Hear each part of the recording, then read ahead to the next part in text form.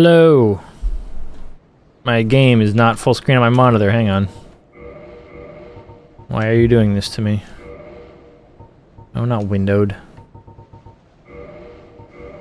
It's kind of a glitch with the remaster. All I did was tab out and then back in. Most of the time it reverts the window for you. Sometimes you gotta manually do it. Anyway, welcome back to my slow play of Dark Souls Remastered. Thank you so much for joining me again. We are here in Orlando, City of the Gods, and we're about to fight a couple more Batwing demons and then take on the most obnoxious part of Orlando. One of the most obnoxious parts of the entire game. Also, word of wisdom, don't sprint your way down this buttress. It's... yeah, that thing that almost just hit us, that's what's so bad about this area. But this buttress is very buggy, and if you sprint down it, because of the way the geometry works and how your elevation changes, it doesn't know how to deal with it, and you can take a lot of fall damage without falling. By the time you get to the bottom, it calculates it as if you fell a long way, and you get chunked. Your health gets chunked. It's really dumb. I don't know why that was never fixed. But anyway, you got two sleepy Batwing demons over here. We're going to go ahead and try to take them out quickly, because you don't want to deal with both of these, and also the... oh, come on.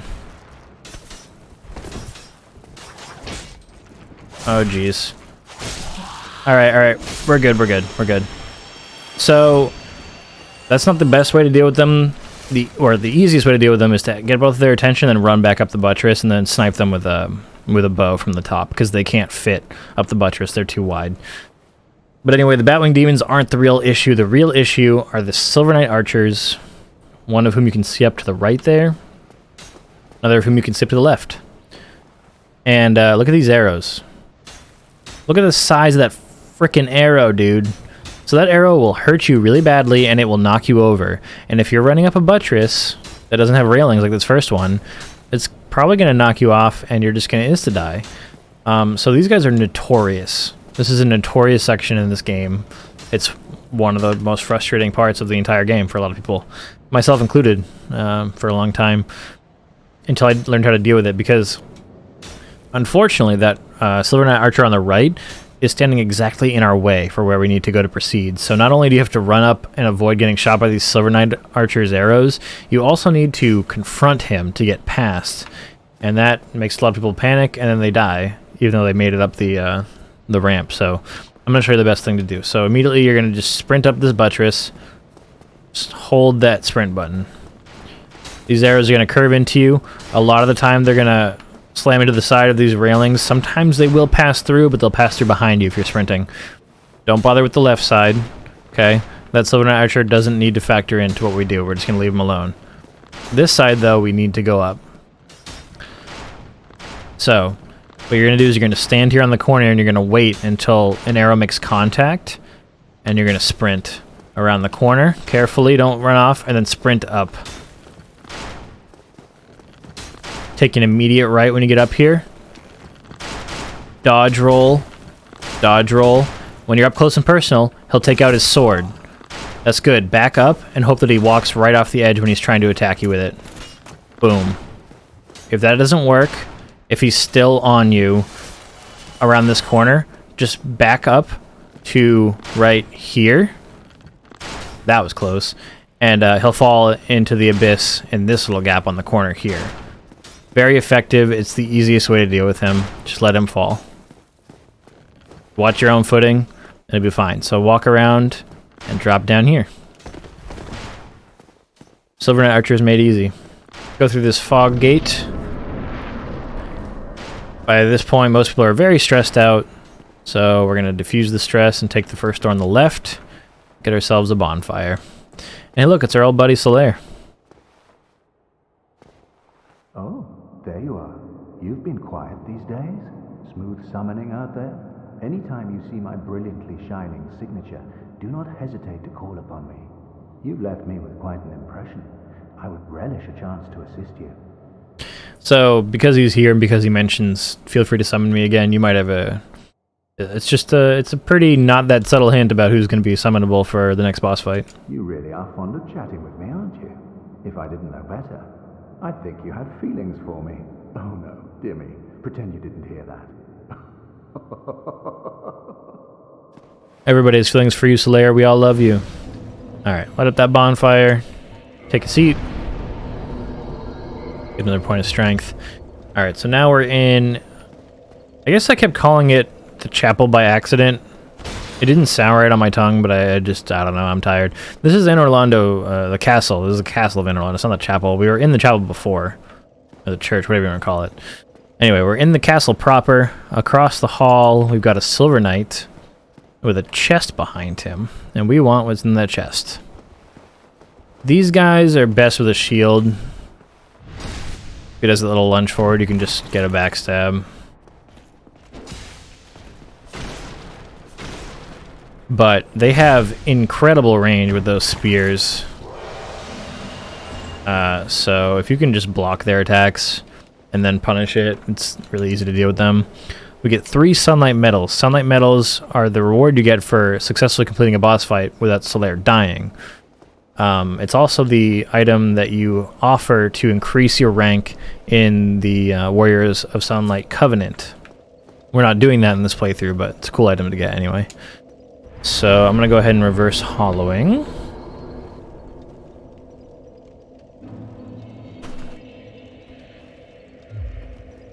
And I'm not going to kindle at this bonfire because this actually isn't the bonfire I like to use when I'm fighting the boss in this area. So anyway, now down here we've got a Silver Knight that will aggro on us. He's just a sword-wielding Silver Knight. I don't really mind him that much. The spear ones are the ones I don't like. And this Claymore is good at making these guys stagger. So over here we've got a locked door, which will give us a shortcut. On the left though, we've got an unlocked door that leads us to this room.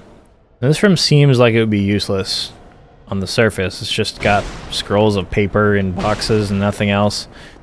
But there's actually an illusory wall behind this fireplace. You can actually hear the sounds of the Titanite demon next door. This comes down into a very dark room. And this is where you're going to find Havel's equipment that I mentioned earlier. This chest is a mimic. You can see because the chain goes away from it instead of curling around back towards it. And you can see it breathing. The rest of the chests down here are safe though. There's the Dragon Tooth, Havel's weapon. His shield. Keep in mind this armor is very good at blocking damage, but it's very heavy. And we've got the Mimic.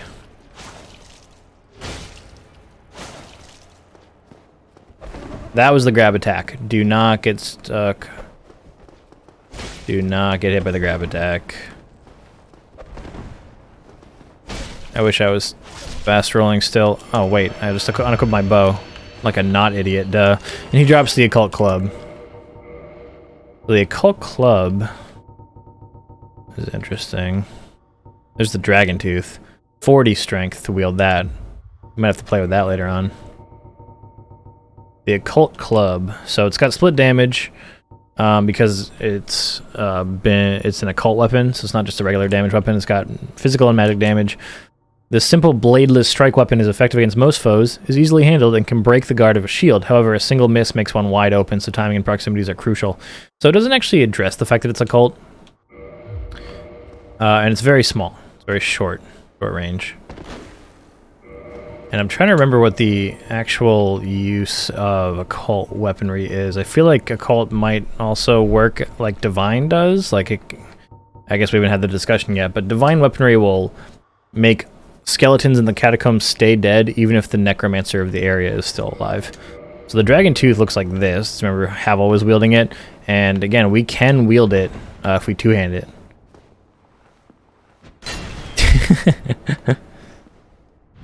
Such a ridiculous weapon. I'm not going to use it for very long, but I'll use it for a little bit right now.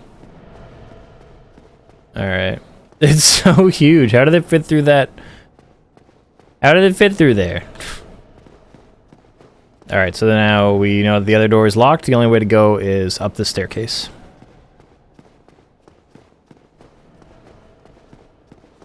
So there's a really easy way to skip a chunk of this map, which I always do. If you come up here, this is going the proper way. So there's 2 more mimics up here. This chest and that chest are both mimics. If you go down this hallway, there's another Silver Knight Archer waiting for you. I'm sorry, but whose footsteps am I hearing? Have I aggroed a Silver Knight Archer? What? Where? So anyway, this way, we've got... I hear those footsteps. Who's trying to sneak up on me? We got a Silver Knight Archer through here, and nothing else. Never mind. Something else. I actually didn't remember that there was an item there. This is not ideal. It didn't even break his guard! What is this? This is the fucking dragon tooth, my dude. I'm dead. I'm not gonna be able to get past. I don't want to be in this situation. I don't want to be here. I want my mommy. Get me the fuck out of here. This is so dumb. I'm not dealing with that bullshit. I'm not getting cornered by a stupid Silver Knight Archer who has the literal poise of a god. You're not gonna get guard broken by the dragon tooth? Are you shitting me? Ah! I told you the spear knights are dicks. Their range is incredible, first of all. What if I backstab you with this? How about that? That sounds like fun, right? Come here. I missed! I just want to see what kind of damage it does when I do hit. 250. Not great. I mean, it hasn't been upgraded at all, but still. It's a legendary weapon. It's the gosh dang dragon... Man, you spun around quick. Dragon tooth, man. It's the dragon tooth. Alright, we're not using that anymore right now. Go ahead and switch back. So, if you take a right, we can actually connect to that door on the first floor and unlock that shortcut. Never mind, I lied. That's on the floor below me. So this is the stuff there's nothing at. But you can get a glimpse. Right down there, you deal with 2 Silver Knights. You can get access to the Silver Knight armor set in those chests and then unlock the shortcut. I forgot a crucial step, which was skipping part of this. So I'll go ahead and equip my Lord's Talismans again, so I don't have to fight 2 more mimics. But these guys have more coins. Like the copper coin that Petrus gave us. We got silver coins, and this one on the side has a golden coin. As far as I'm aware, the sound of these footsteps is freaking me out, man. As far as I'm aware, there is no use for these, but they sell for a decent amount of souls at Frampt. Gold coin. So, if you want to continue with Siegmeyer's quest line, you can come this way. You come this way, you can go through that door, up a tower. I don't understand how all these things are aggroing on me through the walls and like from so far away. It's very strange. That shouldn't be happening. You can go up a tower, and that is the intended route through this area anyway, but anybody who's been playing for any decent length of time will not go the intended route.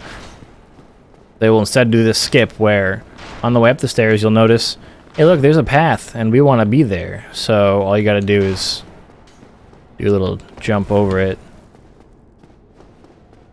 A little jump over the railing. Fuck, I've never had that happen before. Literally not once in my life have I ever overshot so far to the left that I ended up missing it. That was something. There we go. So this left room right here contains the Titanite demon, if you want to mess with him, and to the right here is the room that will allow us to unlock that shortcut. But first we gotta deal with the two more Silver Knight dickheads. I'm not over there. I don't know if you know this, but that attack... You okay? The AI is fucking ridiculous in my play session tonight. It's being so dumb. Come here. Come over to where I am, and then we can fight. You stabbing random things in my vicinity is not going to accomplish your goals either. Like, get over here. Sir. Yeah, here we go. Good attack. Good attack. That didn't hit. Unbelievable. Unbelievable. Goodbye.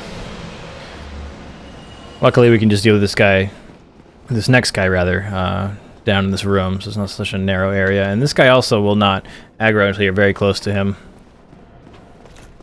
Very misleading. Like, hey, you might be safe. It's like, nope, you're not safe. Why was that not a backstab? Why was not a backstab?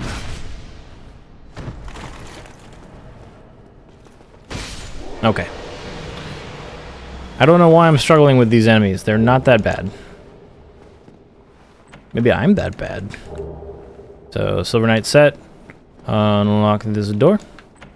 And this gives us a connection back to the base of the staircase, and just past it is the bonfire room through that door. So, useful shortcut if you don't know about the jumping over the stairway railing shortcut.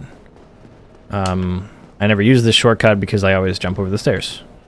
So, this actually leads to where we wanted to go. Anyway.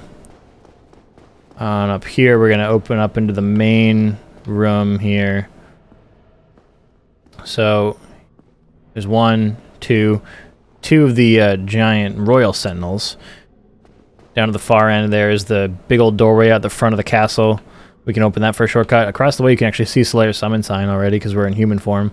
And hey look, another Silver Knight archer. So instead of going down there and getting fucked with, we're going to go up. And we're going to go pay a visit to our buddy, the giant blacksmith. So you'll notice there's a window missing here. Later on, we can drop down there and grab an item. It's not super important for us to get. We're not going to use it.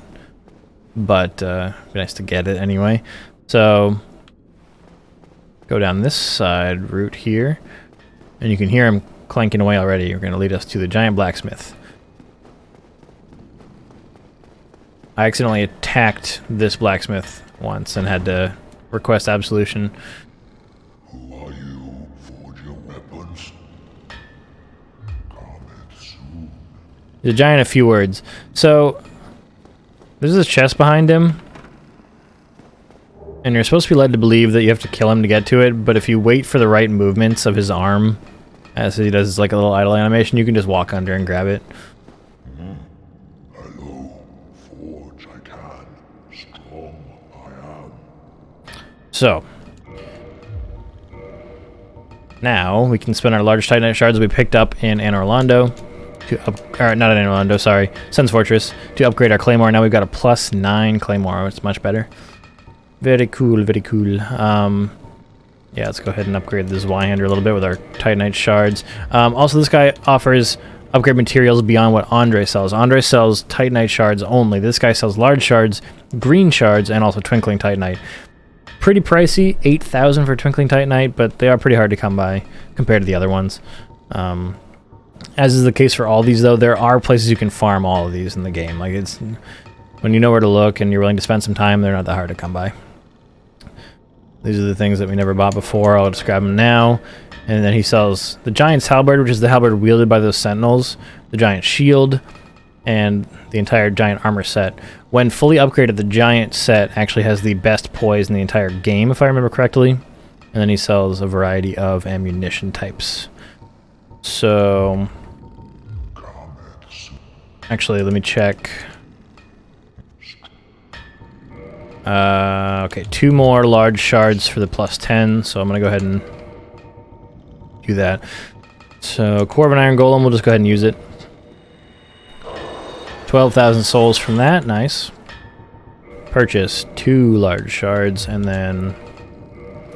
So now it disappears from the list again, just like it did back at +5, because we now need to ascend it a second time. But that means we have to acquire yet another Ember. So we gave the large Ember from the depths to Andre, allowing us to ascend beyond +5. Now we need the very large Ember, located deep in spooky Ghost Town, to get beyond +10, which is a bummer. And I guess we'll go ahead and buy a couple more of these. Upgrade this Y a couple more times. Why not? I'll just show you guys real quick what it looks like when you use the Zweihander. I think it's classified as an ultra great sword. Yeah. So there's great sword. This is an ultra great sword. The requirements to use it are actually relatively low, but it's a very fun weapon to use, and it's because you can pancake enemies with it. Like that. Just knocks them right into the floor. So it's slow, but it's fucking fun to use. It really is.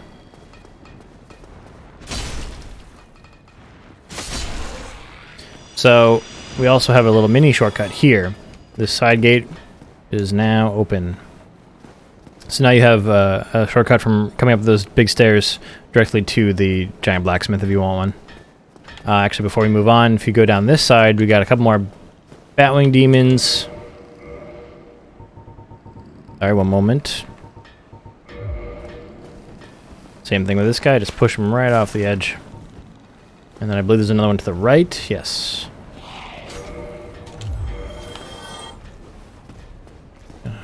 Go ahead and pancake you, boy.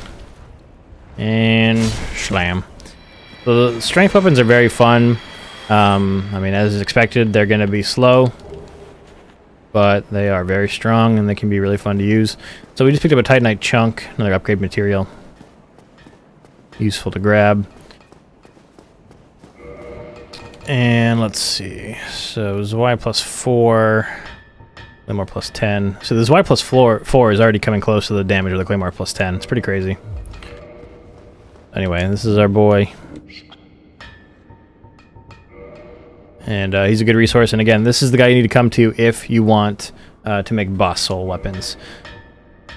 In this menu right here, the second one, he can help us infuse along the lightning upgrade path, or here's the boss ones. So you can tell the symbol is the lightning symbol and then the demon titanite symbol. So if we had the correct souls, we could make these any of these. Alright, I just had a massive brain fart. Any of these boss weapons. But as you can see, it would require us to upgrade it onto a Claymore plus 10. The way that it works is that you need to upgrade a boss soul with a weapon of the correct type that has already been upgraded to plus 10.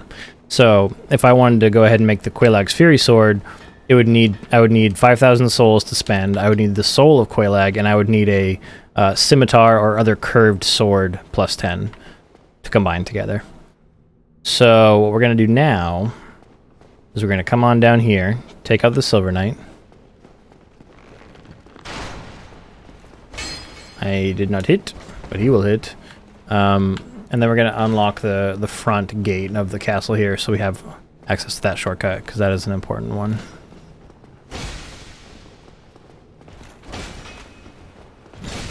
Okay, not good. Not good.